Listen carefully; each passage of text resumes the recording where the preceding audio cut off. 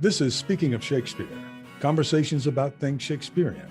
The following talk is with Professor Tiffany Stern of the Shakespeare Institute, University of Birmingham. Located in Stratford-upon-Avon, the Shakespeare Institute has established itself as a beacon for international Shakespeare scholarship. Tiffany is Deputy Director of Institute and Research and also Fellow of the British Academy. This talk is funded with institutional support from Aoyama Gakuen University.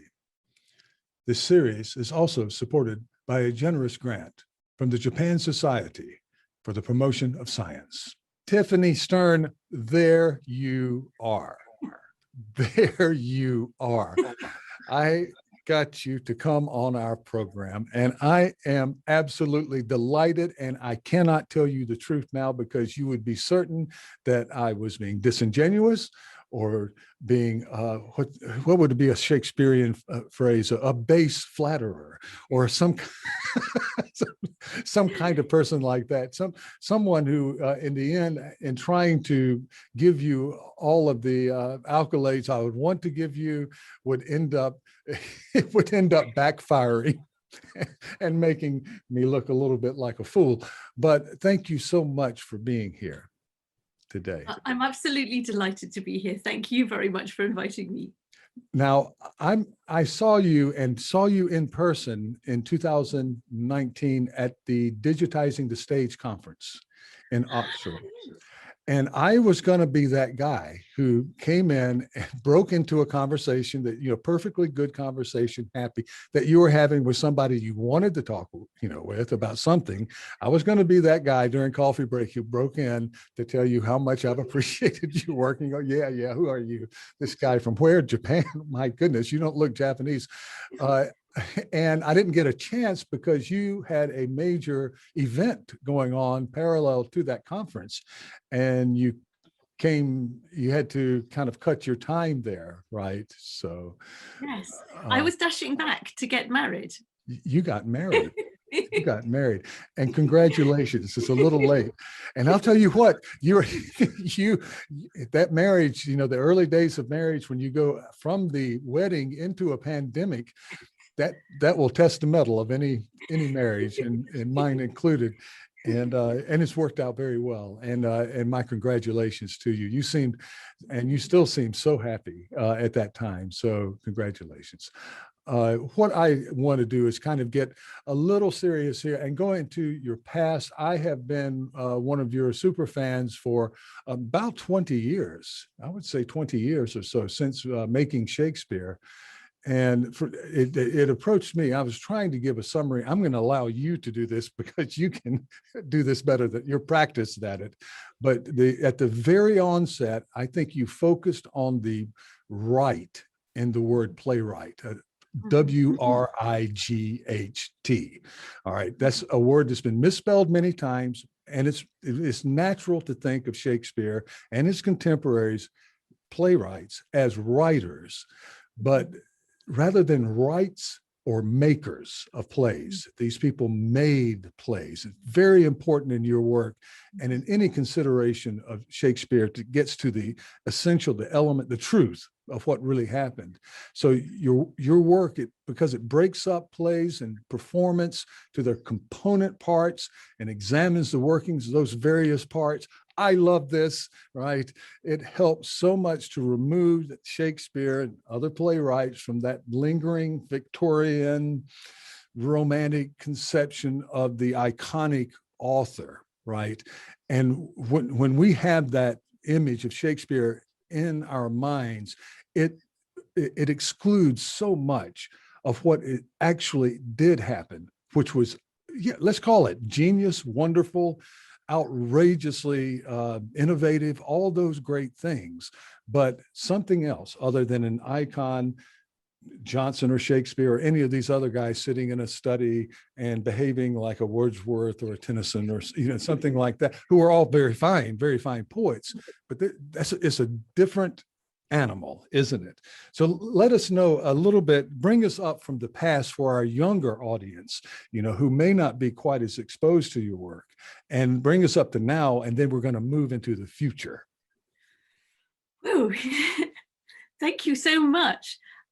Firstly, just to say you have aged me. I mean, it is correct that I've been writing for over 20 years, but let us lie and say that I've been writing for 10 years. Let's call it 10. Round it up, round it down to 10. Yeah. So I think I've always been incredibly interested in the process of putting on a play. So I loved the literature, but I was very, very interested in the practical side. So I suppose all of my research has been, I like being a sort of detective and finding out how things happened in the past that will explain the plays to me. And in particular, I got very, very interested first in how did actors rehearse? Because we kept on speaking about how actors performed, but we never really thought about how plays were rehearsed. But Shakespeare was an actor before he was a playwright, and he was writing for his fellow actors, and he was writing for the way they would learn as well as what they would put on.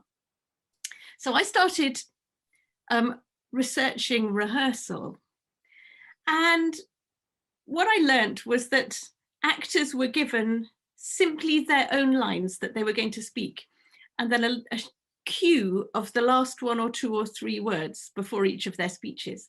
And so they were given a long roll or scroll, which had all their lines and all their cues, but none of the rest of the play. And I think that sort of opened up all the rest of my work, because firstly, I started dividing big whole plays back into actors' parts and seeing what the actor would see. And you'd realize that there's all kinds of information there that you don't see when you're reading the beautiful literary arc of a wonderful play. But you're not seeing that this actor, that he repeats the same words, that he always asks questions, or that he goes from humorous to tragic. Or so I became interested in the play as 2 different things, a whole play and then a series of actors' parts. So when I was making Shakespeare, I think I was very interested in the actors' parts. And I was also then interested in other bits of things that entered the playhouse, music, song. And I realized that these happened on different bits of paper from the actors' parts. So you've got the actors are getting their texts, there are musician texts, there are prop texts, there are letters you're going to read on stage, and they are other texts. And I started to realize that this whole play was given out as fragments, and that Shakespeare, who was an actor as well as a writer, will have been thinking in terms of those fragments as well as in terms of the whole. So I think a lot of my work has been on the whole and the fragments, and what that means for performance, and also what that means for printing. Sometimes when you get a published text, there are actually weird things about it, like it hasn't got its songs. And that's because the separate bits of paper that had the songs on them weren't in the rest of the play, and they haven't been taken over to the printing house. So that's one whole bulk of work. And then I guess there are other attendant things, but have I talked too much maybe? You have not. You have the floor. I'm thinking of while you're talking, and you also do something that that I love, and you connect things in the plays with physical elements of the city of London and London Yes. society. Yes. And I'm, of course, teaching Shakespeare in second language. And so we have to go very slowly. The wattage is there, the brain power and understanding. But, you know, when I read in Latin, I wasn't the best student, but we didn't exactly read like Romans. So we went line by line, and that's what we do. So I think that's even more trained me over the years to examine these things. And then I have to explain things to students who are not living in the 16th century or in an English speaking culture. So it drives me to go to the notes constantly and try. And we'll talk maybe later about this, about things that aren't in the notes, leaving me stranded. So that's the type of thing that I have to do in order to get meaning out of these lines for people. And there is this sort of feeling that you read a Shakespeare play and you feel you have it down, right? Or you read anything and you feel it and you try to teach it and or write about it or whatever. And then you go, oh my goodness, there's so much I don't know here. I thought I knew it. Yeah, I know Hamlet dies at the end. And he was he was too slow. Romeo was too fast, Hamlet too slow. And but this type of work that you do sheds light on it. And there's so many examples coming to my head from your work, because there's so many examples that you give, and you seem to move fluidly between I don't know, city records in Stratford to the play over here. And how do you remember that? And there was something I remembered and wrote down in one of you, because I wanted to use it and quote you, and I can't find it, and I can't remember it. It had to do with Ludgate and Coriolanus, and how the king, the ancient king, is reflected in the play. Do you remember it? What was it? You see, it's. Yeah, I think it's in Making Shakespeare. It was a long time since I wrote about the gates of London. But that was in Making Shakespeare. Yeah. Yes, but it was to do with how would people in London have known little bits of historical background before they went to see the plays. And actually there were various ancient mythical kings of London represented in statue form in the gates of London. I think I was talking about that. Yeah, I suspect. Yeah. Yeah, so it's like making a reference to the Hollywood Walk of Fame to people who don't remember the Hall of Fame, and you don't get the joke if you don't know the Walk of Fame. You don't get the joke if you don't know something about the walk and how it's done and so forth. Well, you see, I have this that I've had for a while. This is the Making Shakespeare, and also I have this is the very humbly titled Documents of Performance, right? That does not begin in any kind of humble way. It's beautifully done, where you begin with the notion of patchwork. It is a kind of motley design. It's patched together, and that's the sort of prologue to or introduction to your book about these documents, and it's gripping that you to see the play being put together like this. And also you quoted my advisor, Trevor Howard Hill. And, yes. Yeah, and yes. I'm a great admirer of his. Yeah. Yeah, he's no longer with us, but he was doing this stuff when it wasn't cool. There were other things that people were doing. They were doing critical theory and that sort of and he was digging in the same way. So kudos to his work.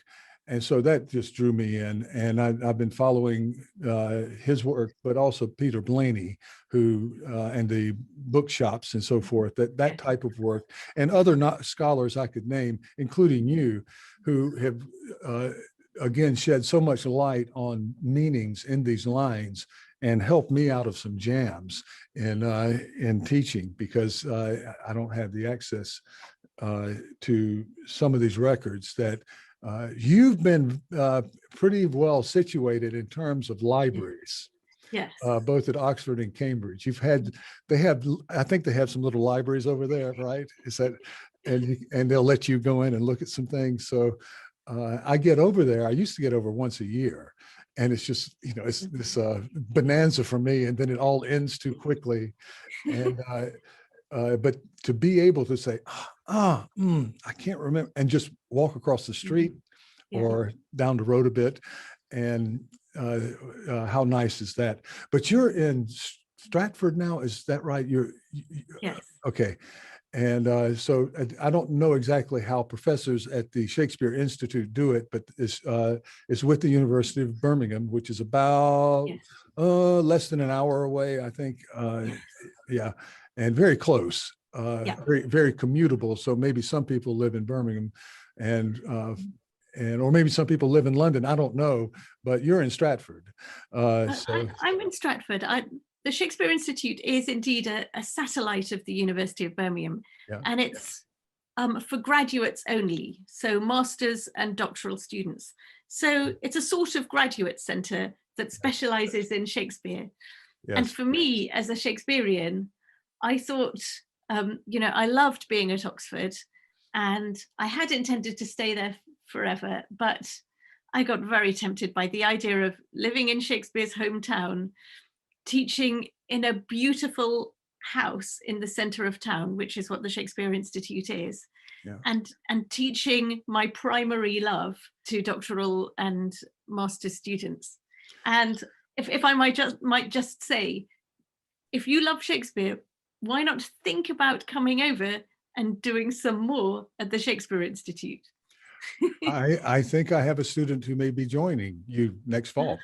Oh, fantastic. And I have a couple of colleagues who are younger who are graduates and who have nothing but great things to say about their experience there. And it can be intimidating, to go to the heart of Shakespeare from, if you're an international student, if you're from Japan or China or somewhere else, but they ultimately just had a fabulous experience there working. And we sort of moved into this a little earlier than I wanted to, but I wanted to be selfish.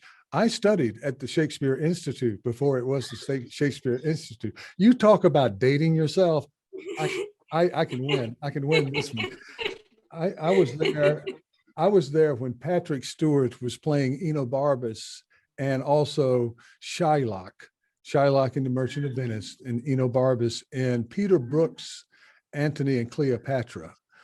And I remember that one of my, Glenda Jackson was Cleopatra, so that's going back a ways, but what an actor.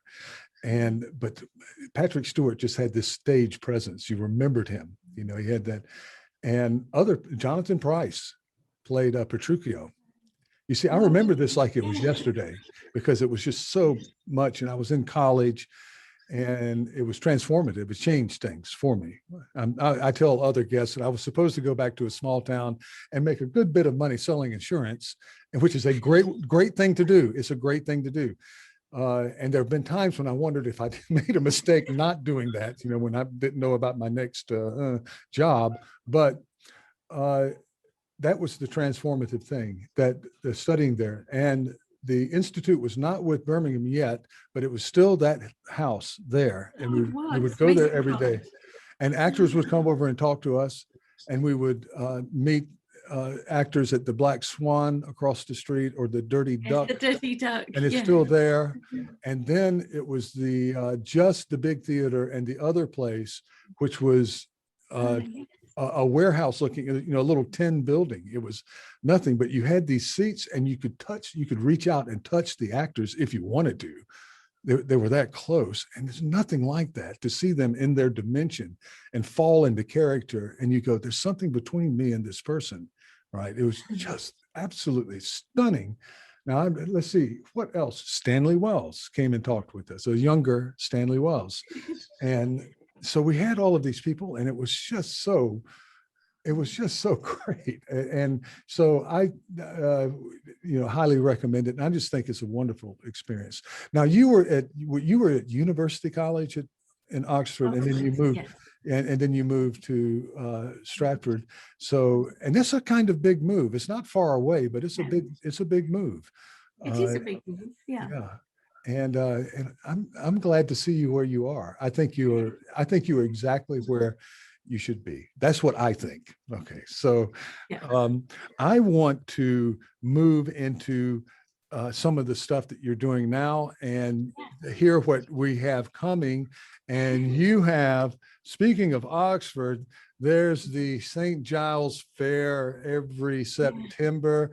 And I think there's a love-hate relationship, sometimes more hate than love among certain people. I don't think C.S. Lewis spoke very highly of the St. Giles Fair, but for our listeners that haven't, we take a group for a summer program to Oxford, and I get to visit Oxford a good bit in our summer breaks. So I'm kind of familiar with the town, and very familiar with the town and the pubs, a little too much, sort of a joke.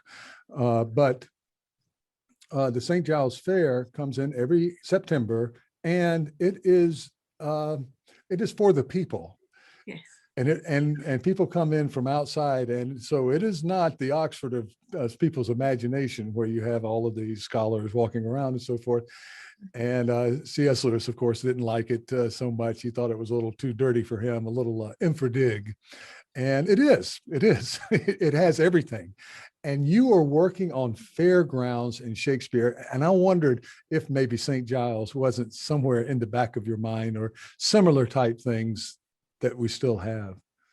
Yes, yes, in a way, because St. Giles is one of the noble old fairs. Stratford-on-Avon has one Mop Fair. Cambridge has one Sturbridge Fair. And they're all actually the same fairground, essentially, that rotates around the country, London and round the country. And this happened precisely in Shakespeare's time. You know, a fair is annual and doesn't last very long, a week maximum. But it's recurring and annual, but the fairground people are all rotating together. So there's a kind of city without a location, or a town of fairground that reappears in different configurations in different places. And yet in Shakespeare's time, it was extremely organized. It had its own legal structure. So I was very interested in a place that wasn't geographic, which actually meant that more people could experience it. And in fact, in that way, it's rather like theatre, because the theatre people would leave London and go and tour a progress through the country, and they would actually follow roughly the same route as the fairgrounds. So actually at different times, people are experiencing the theatre and experiencing the fair. And I came to be interested in the rather close connections between theatre and fair, because actually what they're selling is entertainment rather than a thing very often. You know, they're selling a bit of a thing. They are selling some drink and some food, but mostly what you take away and what you pay for is an experience. And I became interested in the connections between those two things, the experience of going to the theatre and the experience of going to the fair. And when I started researching it, it turned out that in London, when they had the big annual fairs in London, they would close the theatres, and the theatres would become like youth hostels, bedding down places. People could stay in the theatres, could sleep over in order to go to the fair. And you start realizing they won't compete for the same people. Instead, they'll help one another. So you were talking about how sort of low culture St. Giles Fair is, and sort of not the grand, beautiful Oxford. And I suppose I was interested in, we keep thinking of theatre because of Shakespeare as very noble, high culture, fairground is sort of low culture. But if they're competing for the same audience and they're going for the same to the same places, are they more similar than we had thought? And this ties in a little bit with something I'll talk about more in the future, which is that I'm an editor of plays and a general editor of plays. And that means I think a lot about how you write footnotes for plays. And I suddenly realized that the people who write footnotes are literary people. And we all write footnotes looking to the highest literature to explain something in a play. So we go, I think this is a reference to Ovid or to Virgil, high other literature. And we're never looking enough at events and popular culture and the very kinds of things that are happening in the fairs, because sometimes our references are actually to puppets, performing animals, and sometimes we're not very astute at recognizing those sort of ballads. We're not very astute at recognizing popular references because we're so trained to look for literary references. So a little bit my interest in fairgrounds also arose out of my editing, because I thought that the more we weigh a play down with literary footnotes, the more we make it difficult and arcane and sort of splendid in ways that aren't always helpful. And actually, those were both high literature, but also raucous, outrageous, funny, and people were feeling a huge burden of emotion, love and desire and anger. And these days, we sit in the dark and watch them with kind of folded hands going, and that's not, they weren't written for that. So Fairground ends up tying in with editing, and my interest always, as I said before, I'm so interested in the practicalities of things. And it's the practicalities of the Fairground and the theatres and the way they sort of hold hands with one another and are looking to the same audience. So that's the connection there. And I think, all right, are you saying that once you get this framework and you start looking back into these texts, suddenly you can kind of see it. It comes out more, right?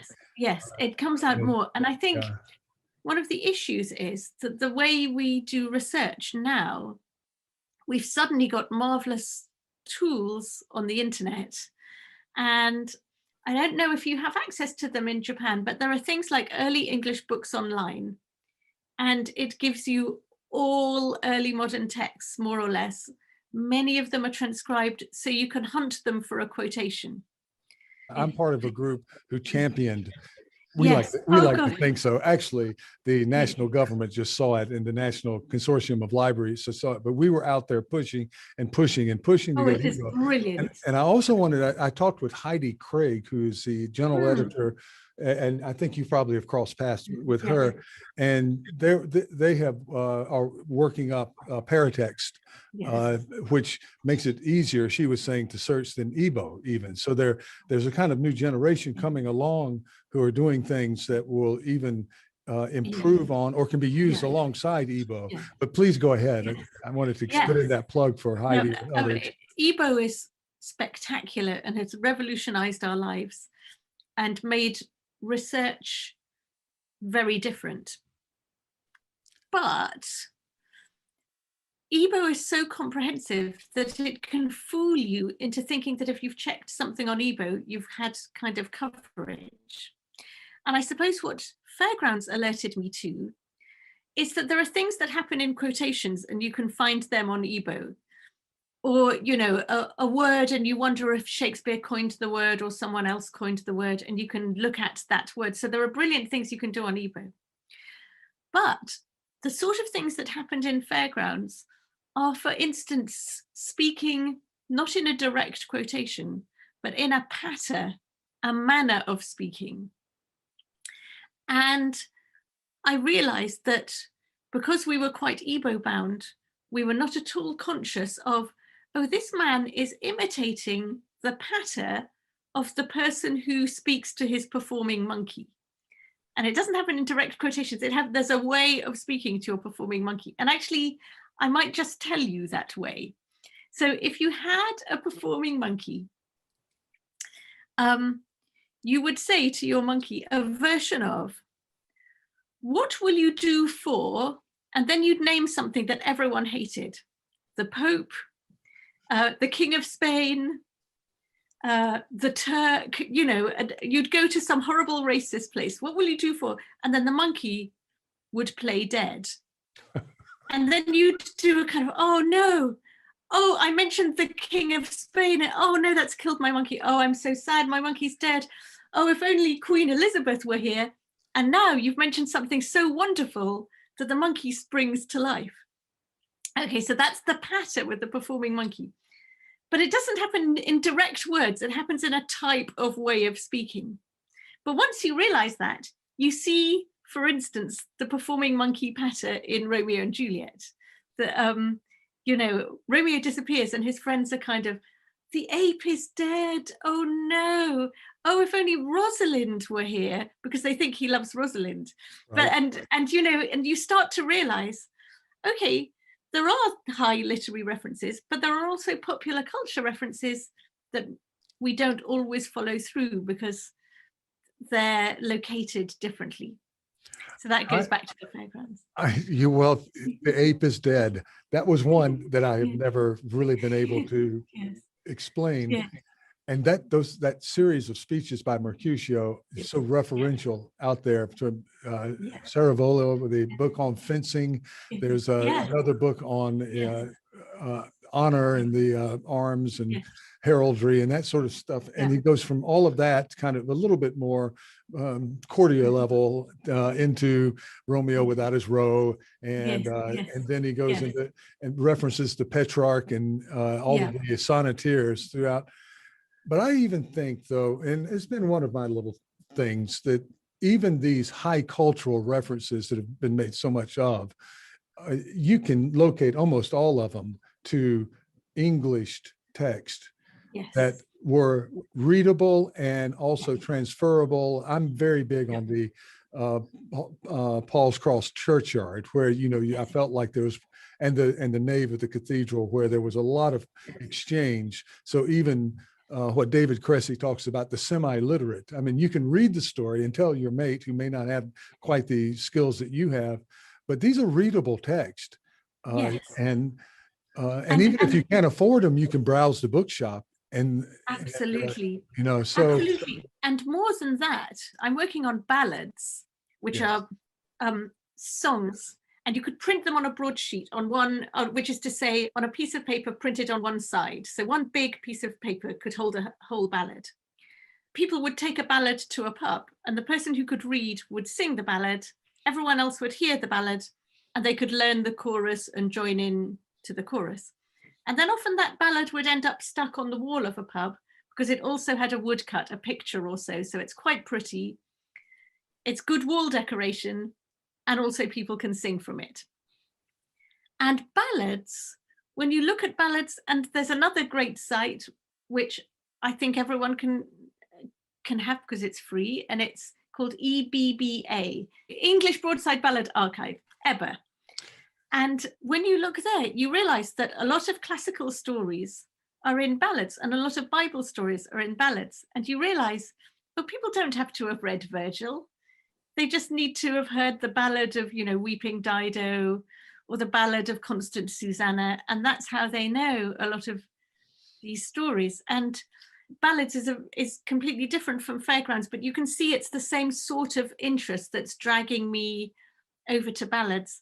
And particularly these ballads, I'm also interested in documents. Having looked at all the documents that made up a play, I'm then interested in, after a play was put on, what documents does it break down into? And one is ballads. There were actually a lot of ballads that told the stories of plays, and there were ballads that were in plays. And when you realize that people at the door of the theatre sold ballads, you start to realize that actually, again, a bit as with the Fairgrounds, there's a cross-trading going on between the ballad sellers and the sellers of performance. And they're all co-advertising one another and creating marketable popular entertainment. That's really something. That were there musical scores or some kind of No, I'll tell you how it worked with ballads. You didn't print music because many more people could read than could read music. Right. And musical type was very expensive and only one printer was allowed to print it. So instead, with a ballad, you would write ballads that were almost always to known tunes, known from other ballads. So when you look at a ballad, it'll say, the ballad of Constant Susanna to the tune of Fortune My Foe. So you already know the tune Fortune My Foe, and now you sing Constant Susanna to it. And very occasionally, you get a new tune. And quite often that's because the theatre has taught you the new tune in the jig at the end or something. And again, it ties in with the ballad sellers. Or the ballad seller is also a ballad singer, and you have to hang around the ballad seller singer until you've learnt the tune. And then you buy the ballad. So, but a lot of ballads were to known tunes. And actually, if you think of Winter's Tale, Autolycus, who's being a ballad singer seller, they're desperate to have ballads. And he says, oh, I've got one, and it's to the tune of two maids wooing a man. And they go, oh yes, we know the tune. Yeah, we'll join in because we already know the tune. Then they sing the new ballad together. That's just wonderful stuff. I wanted to also ask you a bit about, I think there's a misconception about what aristocratic audiences at court Yes. may have or have not liked that for some reason all of them were perfectly good students in their their grammar studies and so forth. I think what is it, William Baldwin, he talks about the lack of Latin aristocracy. There were some bad students there, and I think Elizabeth was famously very good with languages, and I'm sure other people too. But it isn't like they're sitting in like what you might imagine a proscenium stage with the Victorian audience trying to be polite. And I'm not even sure those audiences, I think there was some raucousness in those playhouses too.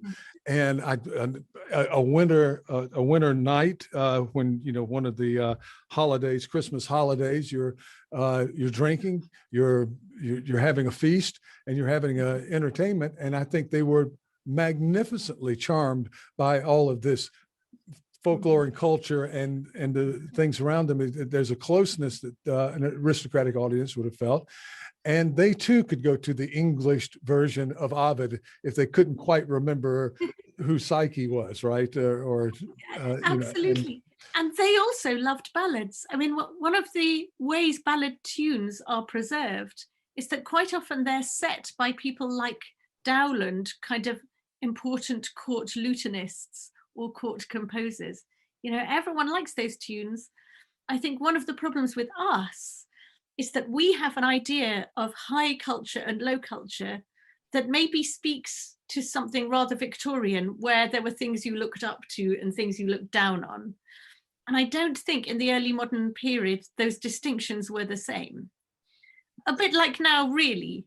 Everyone wants to have a good time and be entertained, and there's a pool of shared stuff that everyone likes, and then there's some that's a bit to the side, but in the middle there's just a bunch of stuff that everyone really, really enjoys, and people are willing to pay to be entertained, just as we are now. Well, it's a standing joke with my students. I'll say, listen, when you next time you talk to your mother or father, tell them that you studied Shakespeare's Romeo and Juliet, and that you didn't learn about what Romeo without his roe, and the reference to fish and the reference to sperm, that I have to, because they are thirsty for this. They love this. And then the meow and the cat and being effeminate. And the sexism that's just intrinsic with this locker room conversation. I have to define that and explain that. And in one section of your book, in the documents that you talk about, or I'm not sure which one, it's about insult.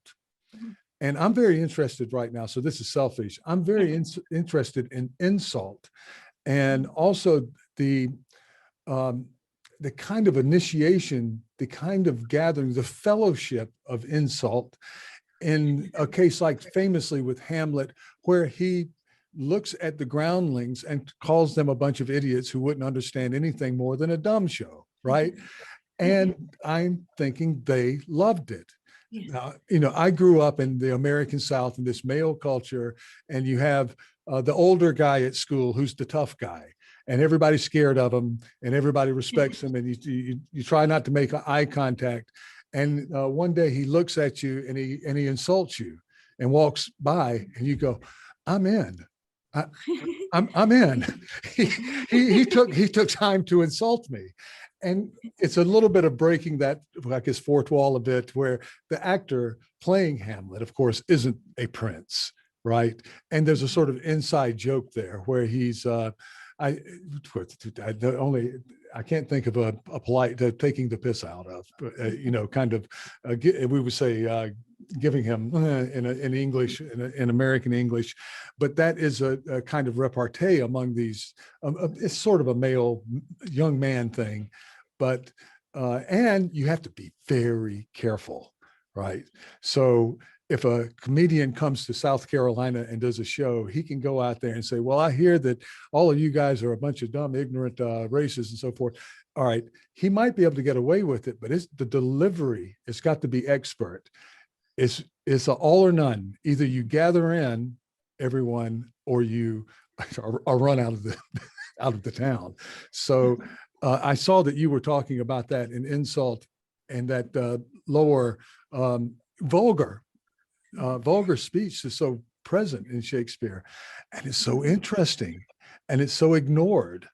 Yes, And you are right that one of the things about insult, correctly delivered, is that it unites people.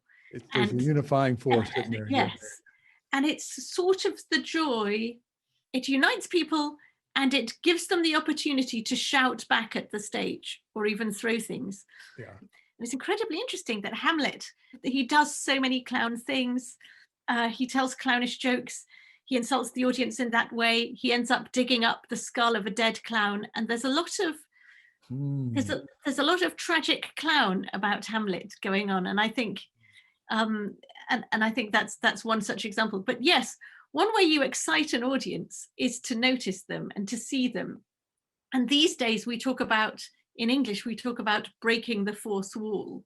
The idea being that there's a proscenium stage with 3 walls, and you break through the other one. But of course, when you had a stage that was thrust into the middle of an audience, there wasn't exactly a fourth wall. But it's very interesting, the characters who see the audience and the characters who within the fiction do not see the audience. And usually the clown sees the audience, and the prologue sees the audience, and the epilogue sees the audience and addresses the audience. And so you get a framework that takes you from reality into the fiction. And then there's usually, as I say, it's usually clown characters who continue to see the audience and know that they're not inside a fictional world. Yeah. It's really intriguing that Hamlet is one of those. Yeah, that is something. I've never thought of that. And you make the point, I think it's about Henry V, where the audience has to be sort of the army. They have to be the multitudes. Yeah. Yes. And you have to rally them. And yes. King John also. And I think, again, that's interesting. You don't want the audience to be having the same unified experience, the one that we have now, where we sit in the dark. You want sometimes to be insulted, sometimes to be roused, sometimes to be, sometimes to be in the fictional world, sometimes to be consciously in the theatre, sometimes to be making eye contact with the actors. And you want to have, and sometimes to be being erotically charged, and you want to have a range of extraordinary experiences, so that going to the theatre is like going on holiday, or you've been to another land. You've had so many events, you felt so emotional, you're kind of drained afterwards. And this, we still sometimes get, I say we, I don't, but we still sometimes get with sporting events, but not with theatrical events, because we tend to be so formal about them. Yeah. Well, I'm going way back to Jonathan Pryce again, his performance of Petruchio. It's a complicated play to play now. In there's much more awareness that this is a horribly sexist play, and it doesn't do anything to help you get out, right? I saw a production of Merchant of Venice, and they played it as straight as you might want, whatever straight is. They stuck to it, and I realized at the end you do feel sorry for Shylock. You do feel if Shylock is played correctly, you don't need to bolster this anti-Semitism thing in any way. It's there, and you can feel that, like in any Shakespeare comedy, the bad guy you tend to feel sorry for. They're over punished, almost. Several examples. But anyway, going back to Petruchio, Jonathan Pryce played. I went into that production, and this guy stood up, and he was drunk, and he was on drugs, and he looked like someone that you see sometimes on the street, who is not just a drunkard, that's somebody who has been taking too many very bad drugs. And a little lady who was, older lady, jumps out of her seat and runs out of the theater, and there are people who are jumping up, and he leaves and gets on the stage and starts tearing down what was this beautiful Victorian style set. And you realize it was Jonathan Pryce playing Sly the Tinker. And talk about getting the audience involved. I was standing up, I'm going, maybe I'm going to be called in to try to get this guy out of here. He's out of his mind. He did that so well. And it was so real. I'm going, and throughout the rest of the play, there was this thing where he threw chicken on the table and it flew out into the audience, so the whole big mess. But nowadays, probably that production wouldn't carry so well nowadays. But it's just what you were talking about, unifying the room, and it was in the big theater, not the nothing like the Swan has that nice curvature, and of course the other place. And have they finished the big one? They're working on it for years. Yes, it's all finished. Okay. So when are they going to finish this? I don't like it very much, but yes. Okay. So you had all of those experiences, but I always enjoyed the other ones more. I have so many questions for you that, and I promise you, I want it's just a barrage of things. I'm thinking of all of these footnotes I've been trying to explain for years that I think that you have ready access to, but I wanted to move on a little bit, and let me take a look here at my notes. How are you doing all of this work? My goodness, you're doing also Shakespeare beyond performance. Now, a lot of your work is involved. How did we get to the stage and then the page? But then there are more pages and there are more stages. Yeah. Yes. Shakespeare beyond performance is ballads and puppet shows and the other things that were created in the light of a Shakespeare performance having taken place. So I'm not going into the whole history of adaptation, which has been told before. I'm actually interested in sort of repurposing the story of the play or bits of the play and disseminating it as other literature or other things. So particularly puppets and ballad shows and ballads and chapbooks, little books for kids that tell versions of the story, and those haven't been looked at collectively so much. Actual adaptation of Shakespeare, say when Nahum Tate kind of rewrites King Lear, that story has been told, but the fact that those plays immediately became other literature and other popular events, that hasn't been told. So that's what that book is doing. There's quite a lot there. Yes, there is. Potentially be a very big book, yes. But it would be also an extraordinarily interesting book. Nathan Tate's one of my heroes because I've always felt like, oh, come on, you can't kill off every. Just come on, that play with all the beautiful language in there and all of the wonderful stagecraft, including some horrible stuff. It's just, Tom, do you want to spend the afternoon watching Lear? No, not after a pandemic. give me a comedy, So now I did want to get into a little bit. You do, you're very oriented with the sort of what we might call original. I don't want to talk about origins, but the paper that's printed, and you work with print, but you also work with other things like King Lud, the archaeological, the spaces and the performance spaces, but also spaces and society in London that, and I've gotten in trouble for this, one might assume from what you can see on a map or what you understand about a structure. And I've been admonished in some of my writing in the past about saying not having evidence. One of the great examples for me is the Priory of St. John's, Clerkenwell, where the Master of Revels' office is. Anita Sherman, a friend of mine, talked about how it's been disappeared. It's not a site of memory. And even Stowe didn't, he kind of avoided playhouses and all that other stuff, but it was there. You have pictures of it and you have an archaeological dig there. So there are things you can say about that. How do you feel about that kind of speculation? I love looking in other places. I love that. I'm very interested in archaeology. I'm very interested in bits of text that get preserved in places that aren't books, like in embroidery, in trenchers, which are kind of wooden plates that would have poems and things on them. So yes, I'm very interested in information that is not bookish. What the Blackfriars which was an old disbanded monastery, a bit of which had Shakespeare's theatre in, a bit of which had a church where people went to sermons and took them down in shorthand. I'm very interested in kind of people stealing by shorthand sermons and doing that so near to the Blackfriars, where, you know, Shakespeare plays sometimes seems to have been stolen in such a way.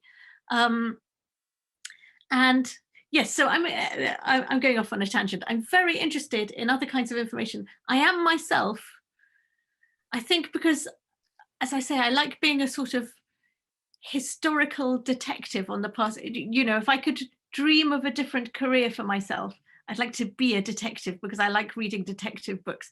But I wouldn't like to have to deal with horrible dead bodies that have been grotesquely mutilated. But if instead you can deal with the architectural remains and a plate, that suits me very well.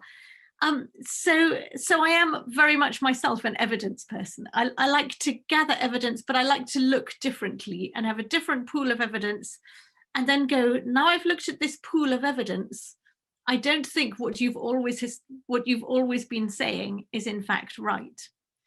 So I think very often I question one of the givens that people have had with a different pool of evidence, or I've asked a slightly different question, like asking about rehearsal rather than asking about performance. And people who like my work like that kind of thing and have an eye for the quirky things that I like. And people who don't like my work are kind of, we have never said that. We've never said that. And you're kind of, yeah, that's because you've never looked. You know. I can't imagine anyone not liking your work, but okay, there are people out there. There are haters out there. There are haters. There always are. There always are, and there are always people who want to find something wrong, Yeah. and even more so now that we're in such a socially networked world where people can comment anonymously, you know, and that sort of thing. So, but that is that's brought up several ideas, and I'm forgetting them as I go through the whole idea. I don't think you were on a tangent though at all about this this idea of auditing. I do think that, and whether it's evidentiary or not, I do think that people who they had to audit the court at Westminster, there were auditors. They had to remember like a lot better than I'm remembering things right now. To remember, and they also and they took copious notes, and they learned to write longhand very quickly, and there were all kinds of competing shorthands around. So I've written about, there are some Shakespeare publications and by other people that are very low quality versions of the plays, very, very bad. And we used to call them bad quartos, but these are just, and we've always said that bad quartos, or for a long time, we've said that bad quartos came about because an actor or a couple of actors remembered other people's parts and then wrote them all down and created a bad quarto. And we often called these memorial texts that they were remembered. But I don't think that's the case. This would, it would be a very silly thing for an actor to do who gets money from doing performances to steal a play. You wouldn't get very much money for a stolen play, and you would lose your job. For another thing, because you only have your actor's part, you don't have the other texts. So that makes it very difficult to steal a play. And thirdly, if an actor had stolen a play, he should have his part perfect and his cues perfect. And this is not the case with the actors who are supposed to. So when I was looking into, if those texts are not stolen by actors, then how do those very bad versions of the plays come around? And when it became clear to me that many people were going to sermons and sometimes going in little cabals, little groups of say 4 or 5 people, and they'd all note down what they could from the sermon, and then they'd put it all together, and then they'd publish the sermon. And then the person who gave the sermon, and this is how we know about it, that's outrageous, that's not at all what I said, now I've got to publish my actual sermon because you have just published some rubbish. So we've actually got quite a lot of bad sermons and then corrective good sermons. And I realized that's what we had with bad quartos and then corrective good quartos, that I think we've had audience stolen texts from probably the very same noters who'd learnt either in the court or going to sermons how to note down those texts as best they could, using long and shorthand. Yeah, I was last year working with John Jewell's Apologia, and there's several versions on Evo out there, and I was just overwhelmed. They're just not the same, you know. And I just wanted to make one point, and I got stuck on this whole thing of, I just wanted to make one point that as erudite as that sermon seems, there was a lot of pre-training that went into it from what you could get from the bookstore that was already available, from what you'd already heard, and so forth. And it was just impossible because I couldn't locate one text that I felt was the one I should use, the trustworthy one. And as a textual editor, and I want to go into the textual editing, that's something those are decisions you have to make all the time. Yeah. And you're with the Arden Shakespeare series, as well as the Mermaid. Yes. And the Mermaid being off Shakespeare, right? And so what are you working on one particular play now, or are you overseeing other people who are working? So in both of those, I'm an overseer, but you also need to be editing a play so that, New Mermaids, I've already edited some, so I'm fine just overseeing at this stage. Arden Shakespeare 4, which is the next iteration of Arden Shakespeare. So Arden Shakespeare 3 has just completely come out now. The last Arden 3 has been published. And I'm one of the general editors of Arden 4. So we're going to get all the plays edited again. And the one I myself am doing is The Tempest. So I am currently editing The Tempest, but I'm one of three people, so me, Peter Holland and Zachary Lesser, overseeing, so commissioning and choosing and getting edited all the Shakespeare plays, again, for now, with our way of thinking. So, that's what a team, what a team. I'm looking here at my old Harold Jenkins Hamlet, and then Ann Thompson and Neil Taylor, and that extraordinary monument that they put out using giving you quarto, second, giving you all three versions. And turned out to be not very teachable. So, I mean, I mentioned this just because Bloomsbury, who publish Arden, are a commercial publishers. And it's been interesting to me that there are decisions you make for academic reasons, and there are decisions you're encouraged to make for commercial reasons. Yeah. So I think something that commercially had shown itself not really to work, like separately publishing quarto and folio texts, we would have to be very careful about proposing to do such a thing again, because Bloomsbury wouldn't really be on for it. Yeah. Well, right now, what I've been using through the pandemic is the internet Shakespeare. Yes, they are good. And David Bevington's very finely annotated version there, and it's good enough. It's very good for teaching because it goes straight to those areas. You know, I'm not going to get into textual variants on every line. And graduate students, I have students who might be in, but third and fourth year undergraduate, they want to just do Hamlet, and that's good enough. And the Thompson and Taylor gets way into all the weeds there, and it's just the way it is in a printed book. Do you see any digital solutions for this problem of? Yes, well, I'll tell you where our thoughts are digitally. Originally, we were thinking maybe we would only produce digital texts and not hard copy texts, because we were so excited by the way that if you start off digitally, your footnote needn't be words. Your footnote could be a picture, or a sound. Yes. And very often, instead of, explaining something like an early modern weapon, or kind of, well, a whole bird it's this long and it's got a head that's like, you could just go, here's a museum whole bird, this is what it, or It's what it looks here's like. some footage of it, this is what it's like. Yeah. And that explains it better.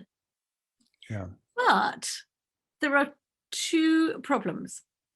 One, and I wonder if this is true or not in Japan, but one thing we found here is that students who read quite a lot of things online still quite like having Shakespeare books as books and marking it up in annotation and putting it on their shelf.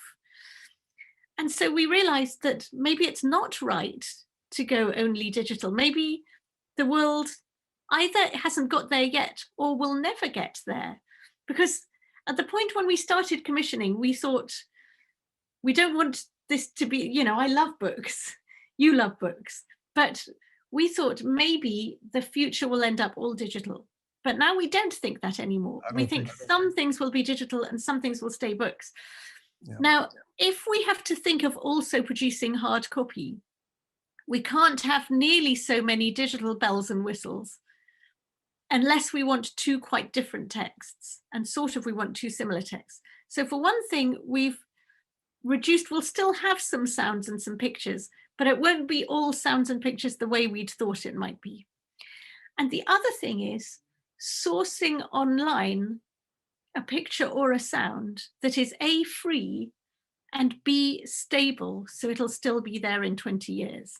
That is very difficult. So if you can only get people to locate their sounds and pictures in extremely reliable sites of large museums and things that are in Creative Commons and that have been put out for educational use, that very much limits what you can use, because you'd found something quirky and amazing that a person had tweeted. Well, you can't use that. So actually, we started off quite ambitious digitally, and we've got nearer and nearer something that's a bit more like a page with a few more accessories. And I'm sad and happy to say that, but that's where it's gone. Another problem we were starting to have digitally, just to see through that thought, is that when we had originally thought we can have all pictures and all sounds and film footage and everyone can mount a picture of their school production or university production, and we started to think of something that was like a museum of that book rather than a readable book. So it would have been a usable site, but no one would have read it. And Arden is meant to be a scholarly text that you read. So maybe someone else needs to come up with the everything museum of Taming of the Shrew. But maybe we need to come up with the enhanced book of Taming of the Shrew, which is a different thing, because Arden has a brand, and its brand is a reliably scholarly text with helpful and earnest and academic footnotes. So I hope that's not a disappointing answer, but it takes you through the process where we started from and actually where we've got to is rather more booky than we thought. You know, I'm in digital humanities, and this is my time. It's just, I don't even know if it's readable anymore. I've made so many notes in it and stuck so many stick notes in, because I don't feel I can remember what I have trouble remembering everything, because there's so much out there. You know this feeling. You get scattered all over the place in your thoughts. So you have to make these little notes. And then I mark a place and I forget to make a note to myself about why I marked it, that kind of thing. But I'm still very much in the book. But it's not about me. My students, Japanese students, you understand, they belong to a visual culture. The language is visual, the kanji and the Chinese characters and so forth. Right. Yeah. And my students, even the young students, still like that book. and they still study in schools with the book. And manga are still, people buy books. There's still a book industry.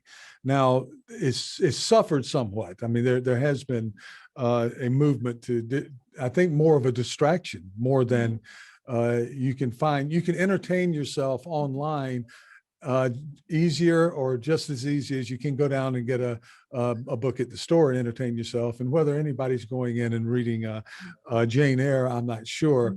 But I'm doing some work now on novels, light novels that have been adapted from Shakespeare. You know, imagine this: you had, I would say, primarily a male audience, and very filled with, like you said, all kinds of people. And then a play like Twelfth Night, which of course can play for a polite aristocratic audience but anyhow, it was okay on the regular stage too. But you take a work like Twelfth Night and you transform it into a novel for high school, or maybe early college, but maybe high school, even middle school women, girls, actually, they're still girls. So, and they read these things, and when they get popular, they get hot, and they read them, and they have pictures. Or the manga is all anime, but these novels have a lot of pictures and graphics and so forth. And as far as I can tell, they're doing well. You just have to get that audience. And there's another one for it's so gender segregated. It's, you know, but within the novels there are a lot of there's queering the queer, right? Where you have the you had the transgender theme that is already in Shakespeare all over the place, and also the gay or lesbian, whatever, already there. But then you take it, and in one series they're turning Henry the Sixth and Richard III into lovers. Not lovers, but in love. I'm sorry. I don't think they do anything. They are, Richard III is obsessed, and Richard III, instead of being in, you know, some sort of differently abled state, is androgyne. He's sexually ambiguous. So they're playing with this stuff, and then we're looking into that now. That's fascinating. That's fan fiction, I guess, is one of the terms that one might use for it. Yeah, but I'm thinking they come across this before they come across Henry VI, 1, 2, 3. But you know, I think it's a bit like the ballads and the puppet shows. It's a modern version of that you might, in the early modern period, have met your grand play in a slightly debased and very accessible form first. Yeah. Well, does that fit in with your Shakespeare Beyond performance type thing? It absolutely does. Yeah. Except I don't want to go right up to now, because that gives me too much. But it's the same interest. It's the same kind of thing. You know, it's exactly the same kind of thing. Yeah. And it does it when you like something a lot, you want to own it for yourself. I think that's partly what this is. You like Richard III so much, you want to see him have a different story, and you want to write the story.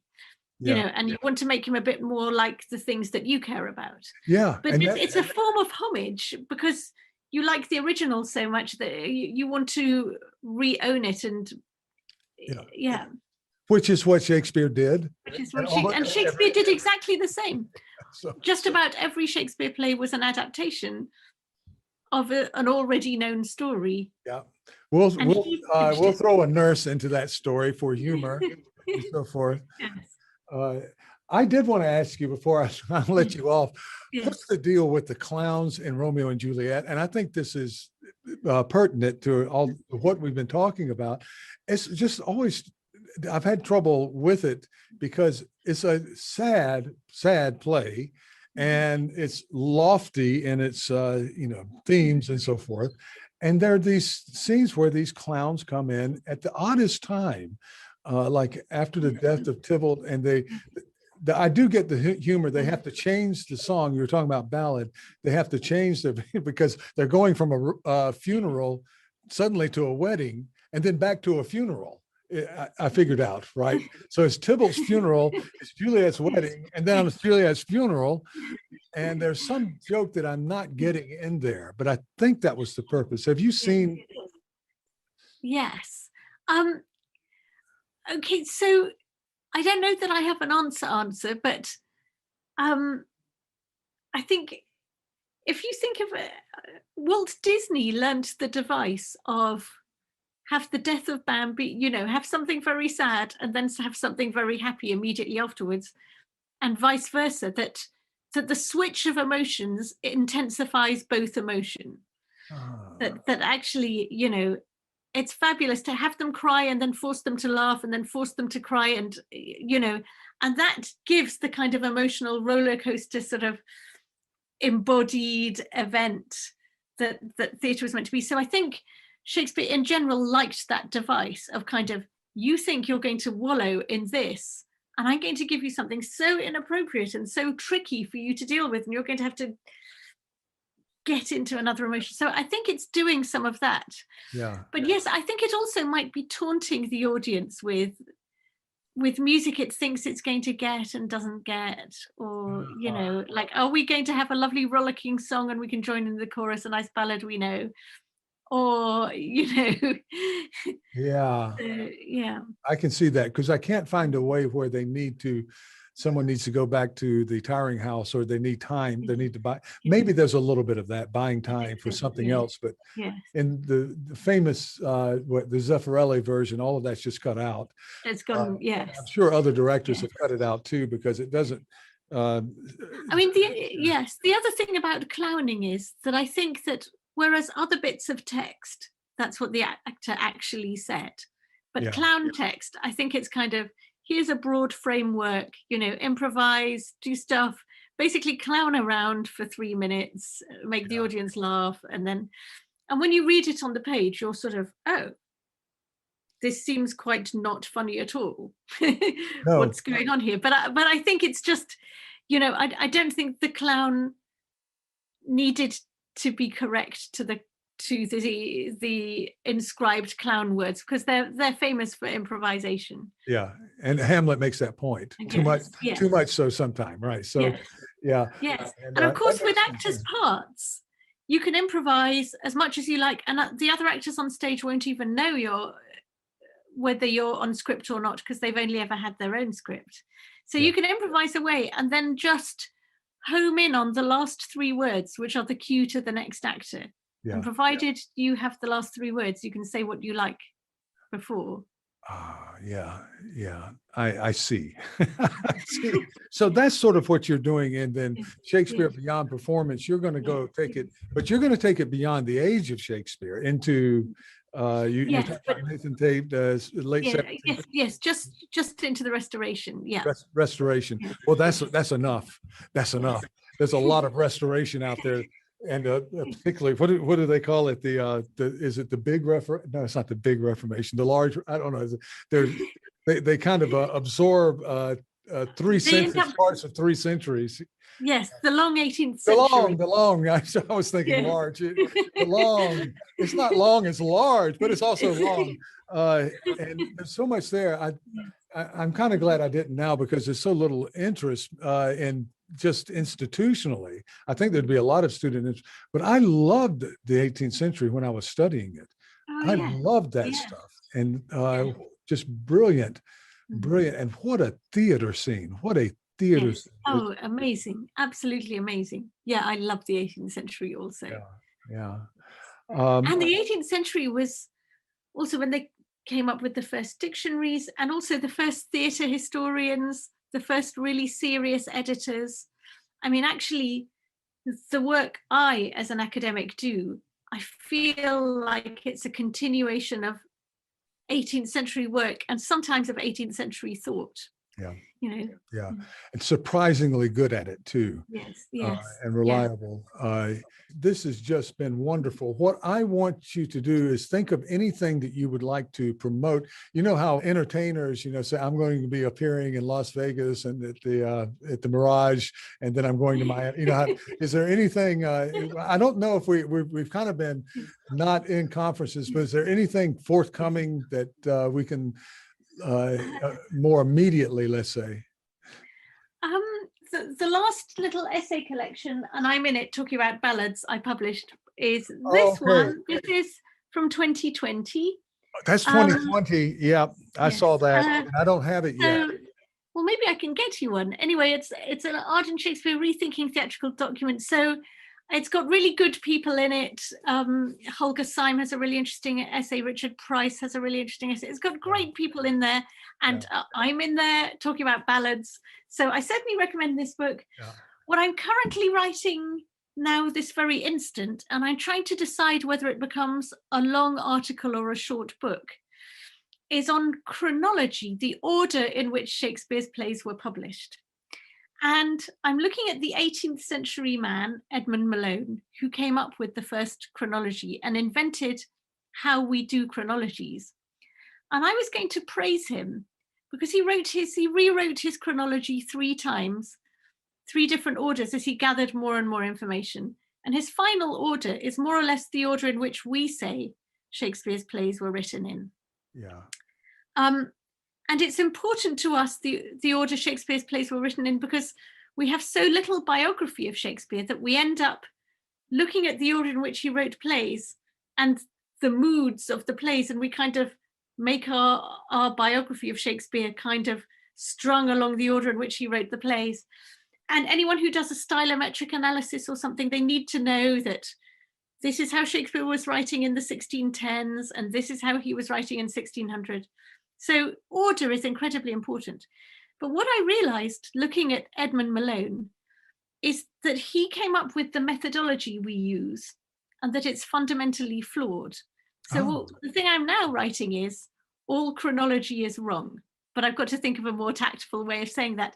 But I know that no one will be pleased because no one wants the chronology to be wrong, because then now what have we got? But that is what I'm currently working on. Yeah, that sounds chaotic. I like that. And I came across Malone working on Marlowe years ago, because he was really a great scholar. He went into the Bodleian and he found Marlowe. Yes. So I don't know how much that. I think it had some.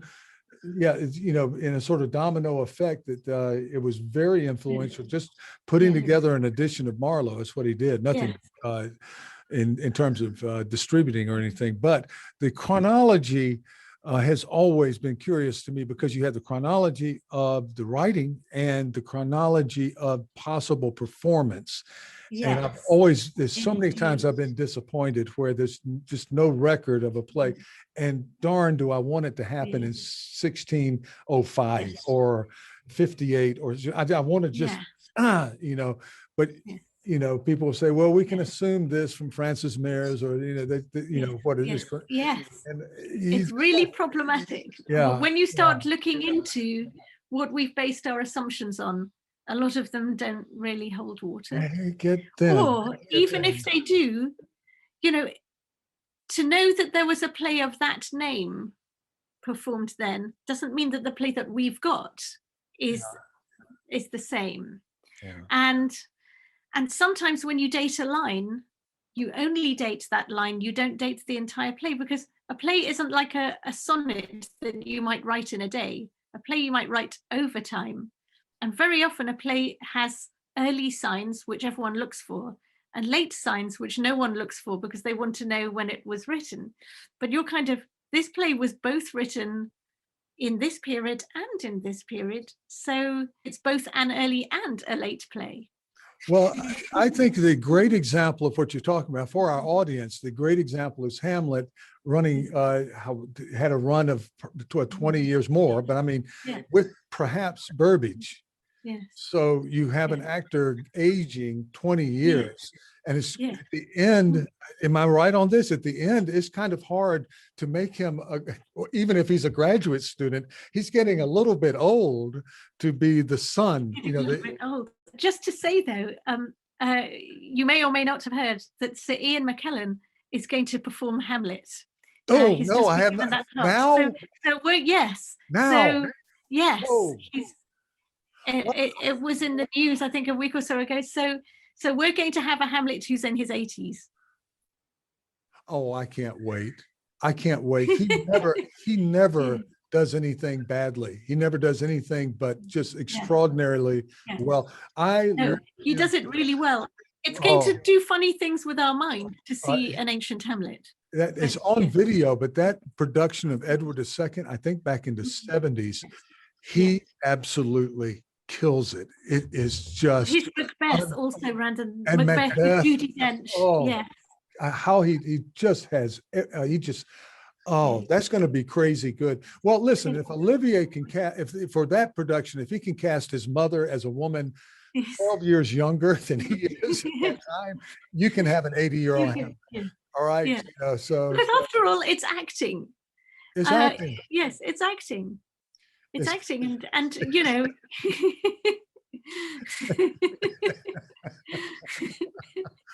I'll do anything Ian McKellen plays. I will watch anything he does. Tiffany, I want to remind my audience that you have forfeited a good couple of hours of your Monday morning. I mean, that's when you're supposed to have a, getting on with your week to talk with us. Large part of my audience, of course, is Japanese, but we're getting a little more spread out now, and I'm sure everybody in this who gets a gander of this and can watch parts and wholes, we'll make it into segments. So if you don't like one part so much, you can move ahead, and we'll try to make a couple of little clips too of it. So, but I am so grateful because your appearance here has done so much. I think we already have a fine body of scholars and so forth, and to have you here just rounds everything off for this part of the series. And we're going to continue in the fall. And also, you don't have to do just one. I might be able to talk you into coming back after, something comes out, or I might be able to, or depending on the future of the series. But I will tell you this.